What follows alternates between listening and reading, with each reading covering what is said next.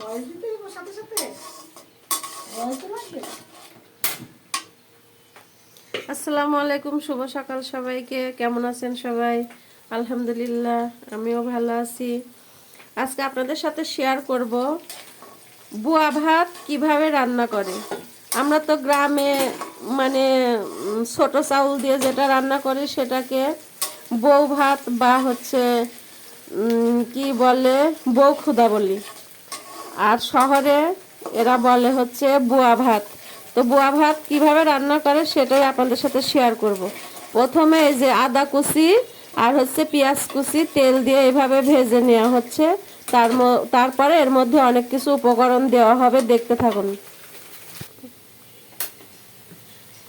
এই যে এক চুলায় চা বানানো চলছে, আর এক চুলায় বুয়া ভাত রান্না হবে।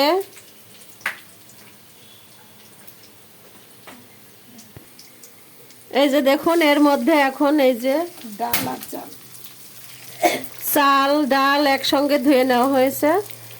এই চাল দিয়ে এখন বানানো হবে। চাল মানে ওই যে ছোট ছোট চাল, খুদ বলি আমরা যেটাকে, খুদের চাল। এই খুদটা দিয়ে আর ডাল দিয়ে এখন ভাজা হবে। আদা কুচি আর হচ্ছে পেঁয়াজ কুচি দেওয়া হয়েছে, এখন একটু পরে আবার আলু দিয়ে ভাজা হবে। এখন দেওয়া হয়েছে এই যে কিছুটা তেজপাতা, এখন দেওয়া হবে লবণ।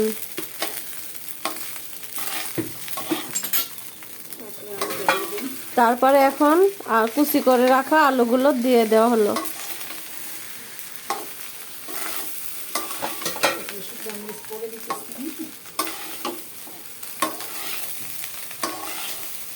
এখন আলুগুলো দিয়ে সুন্দর করে আর একটু ভেজে নেওয়া হবে।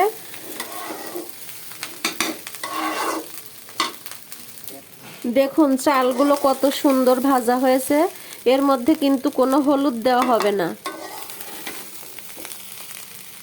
আমরা যেরকম হলুদ দিয়ে গ্রামের বাড়িতে রান্না করি বা হচ্ছে বউ খুদা রান্না করি, এটাকে হলুদ টলুদ দেয় না। এভাবে অনেক কিছু উপকরণ দিয়ে তেল দিয়ে ভেজে তারপরে ঝরঝরা করে রান্না করে। এটাই হচ্ছে বুয়া ভাত। কোনোদিন খাইনি, ঢাকায় এসে বিয়ান বাড়ি 2 দিন আরও আগে খেয়েছিলাম। আবার আজকেও আমার বিয়ান রান্না করছে, আমিও রান্না করছি, বিয়ানও করছে, একসাথে করছি দুজন। এখন এই যে শুকনো মরিচটা তেল দিয়ে ভেজে নেওয়া হচ্ছে। এটা হাত দিয়ে গুঁড়া করে এই যে বুয়া ভাতের মধ্যে দেওয়া হবে। অনেকে কাঁচা মরিচও দেয়, কিন্তু এই শুকনো মরিচটা দিলে আরো বেশি টেস্ট লাগে। এই শুকনো মরিচ হাত দিয়ে গুঁড়া করে এই বুয়া ভাতের মধ্যে দিয়ে দেওয়া হবে। চালটা সুন্দর ভাজা হয়ে গেছে।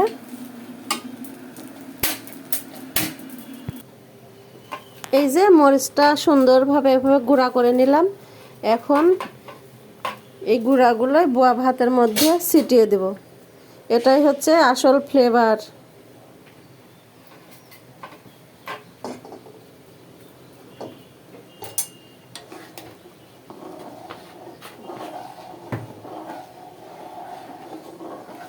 দেখতে অনেক সুন্দর লাগছে, খেতেও অনেক সুন্দর হবে। এভাবে বুয়া ভাত কে কে খেয়েছেন কমেন্টে জানাবেন।